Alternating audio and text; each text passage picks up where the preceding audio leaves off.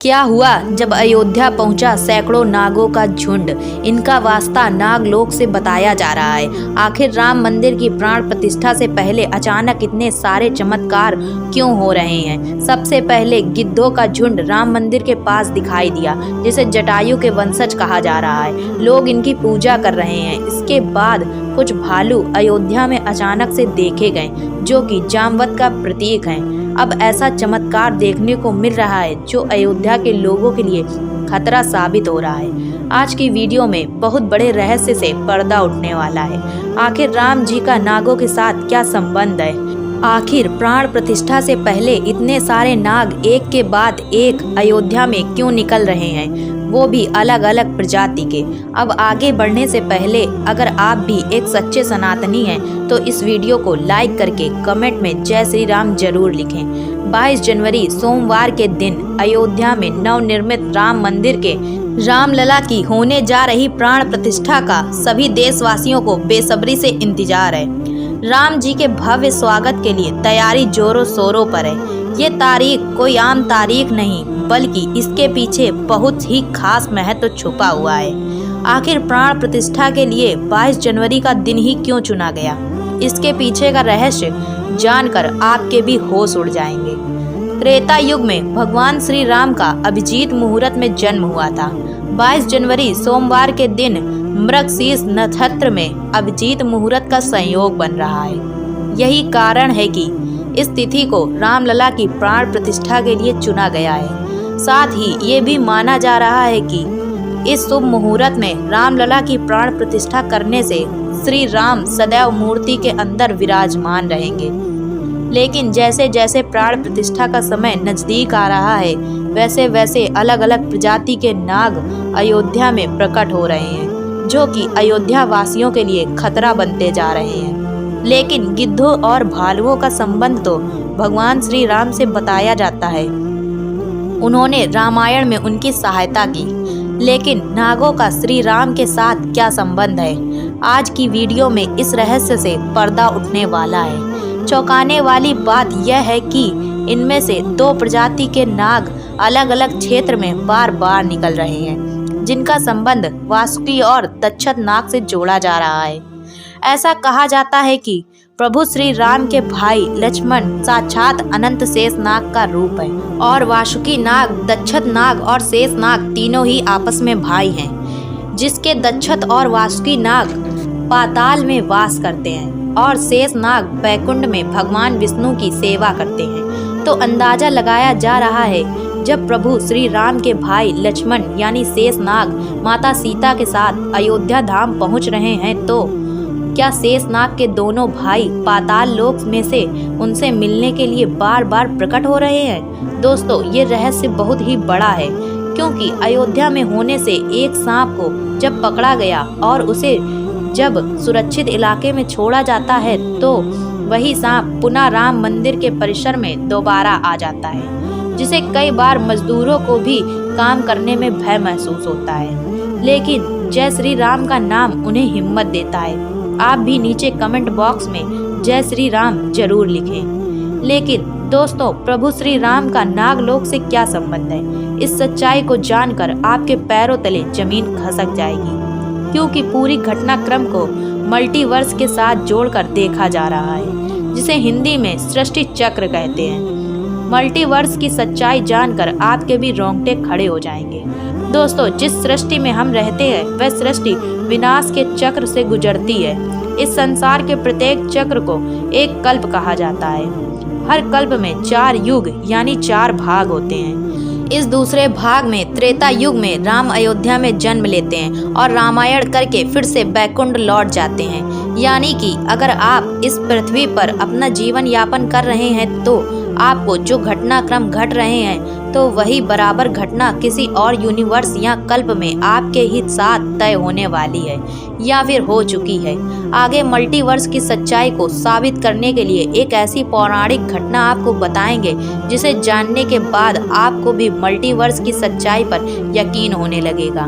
इस दुनिया में केवल 3 विद्वानों को मल्टीवर्स को देखने की और उनमें टाइम ट्रेवल करने की इजाज़त दी गई है, जिसमें पहले हैं वासुकी नाग, और दूसरे हैं दक्षत नाग और तीसरे हैं कागभुसुंडी नाग। दक्षत और वासुकी नाग के बारे में हम आपको बता चुके हैं, लेकिन सवाल उठता है आखिर कागभुसुंडी कौन है और आखिर इन्हें प्रभु श्री राम ने अमर कैसे बनाया।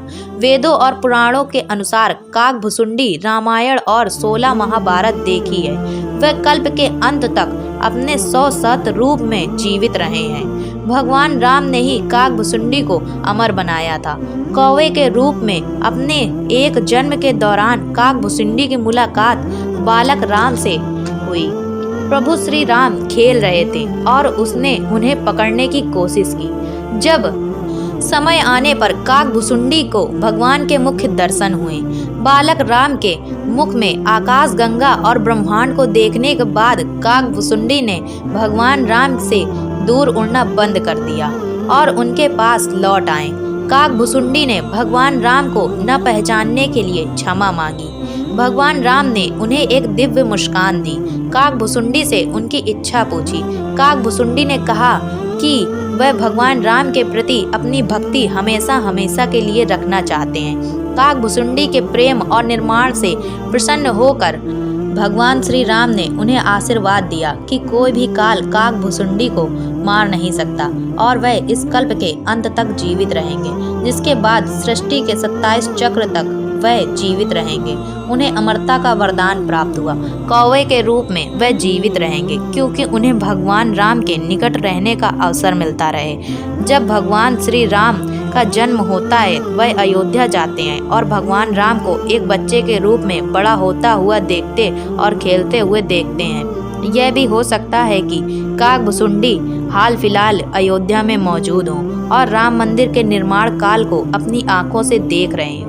यानी कि ये तीनों विद्वान अपनी मर्जी से ही किसी भी कल्प वर्ष में जा सकते हैं, टाइम ट्रैवल कर सकते हैं। और अयोध्या में अचानक से नागों का पाया जाना, वो भी श्री राम मंदिर के प्राण प्रतिष्ठा से पहले, तो इनका संबंध भी वासुकी नाग और दक्षत नाग से लगाना गलत नहीं होगा। इन नागों के दर्शन मात्र से भक्तों का उद्धार हो जाता है। लेकिन आगे हम आपको एक ऐसी सच्ची कहानी बताने जा रहे हैं जिसका संबंध रामायण से जुड़ा है और इसे जानकर आपको विश्वास हो जाएगा कि मल्टीवर्स वास्तव में होता है। जिस तरह से दुनिया में आने वाला हर इंसान की मृत्यु निश्चित होती है, उसी तरह इंसान रूप में जन्म लेने वाले भगवान के अवतारों का भी इस धरती पर एक निश्चित समय है। वो समय समाप्त होने के बाद उन्हें भी अपने प्राण त्याग करके अपने लोक वापस लौटना पड़ता है। उसी प्रकार भगवान श्री राम भी इस लोक को छोड़कर वापस विष्णु लोक चले गए।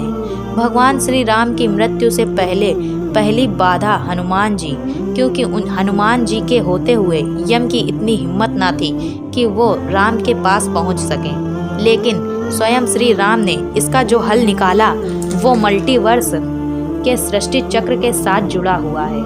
एक दिन भगवान राम जान गए कि उनकी मृत्यु का समय आ गया है। वे जानते थे कि जो जन्म लेता है उसे मरना पड़ता है। उन्होंने कहा कि यम को मुझ तक आने दो, मेरे लिए बैकुंठ, मेरे स्वर्गीय वापस जाने का समय आ गया है। लेकिन मृत्यु के देवता यम अयोध्या में प्रवेश करने से डरते थे, क्योंकि उनको राम के परम भक्त और उनके महल के मुख्य प्रहरी हनुमान से भय लगता था। गृह प्रवेश के लिए हनुमान को हटाना जरूरी था, इसलिए राम ने अपनी अंगूठी को अपने महल के फर्श के एक छेद से गिरा दिया और हनुमान जी को उसे खोज कर लाने को कहा। हनुमान जी ने स्वयं का रूप बिल्कुल छोटा करके बिल्कुल भंवरे जैसा आकार बना लिया और केवल उस अंगूठी को ढूंढने के लिए छेद में प्रवेश कर लिए। वह छेद केवल एक छेद नहीं था, बल्कि एक सुरंग का रास्ता था जो सांपों के नगर नागलोक तक जाता था।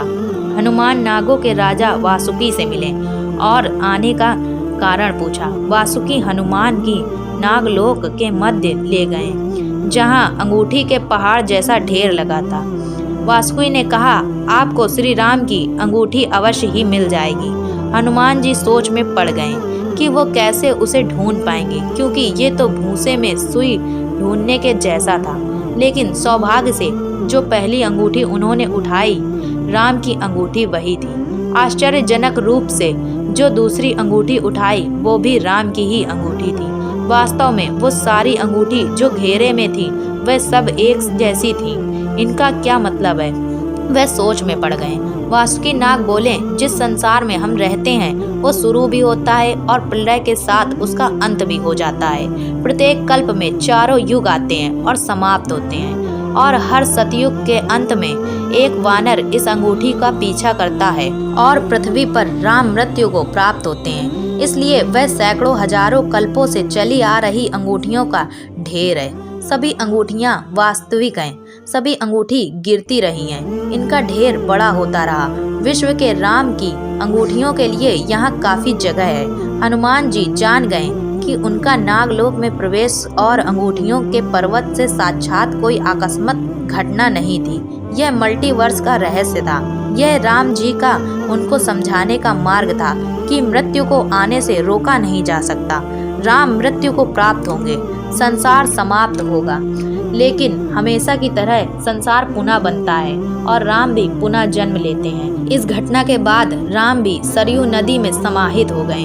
उनके साथ साथ अयोध्या का एक एक वासी भी सरयू नदी में समाहित हो गया। यहाँ के कीट पतंगे और अयोध्या के पशु पक्षी सरयू नदी में समाहित हो गए।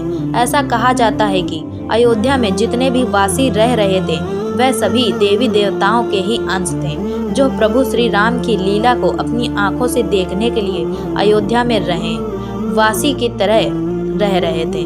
जब रामायण काल पूरा हुआ तो वह भी प्रभु श्री राम के साथ अपने अपने धाम लौट गए।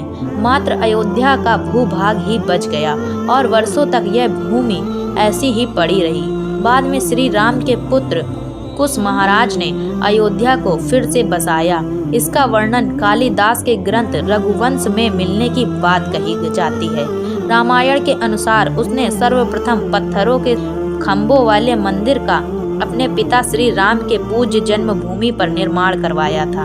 वहीं जैन परंपराओं के मुताबिक अयोध्या को रश्मदेव ने फिर से बसाया था। भविष्य पुराण के अनुसार उज्जैन के महाराज विक्रमादित्य ने ईसा पूर्व में एक बार फिर से दूसरी बार उजड़ चुकी अयोध्या का निर्माण करवाया था।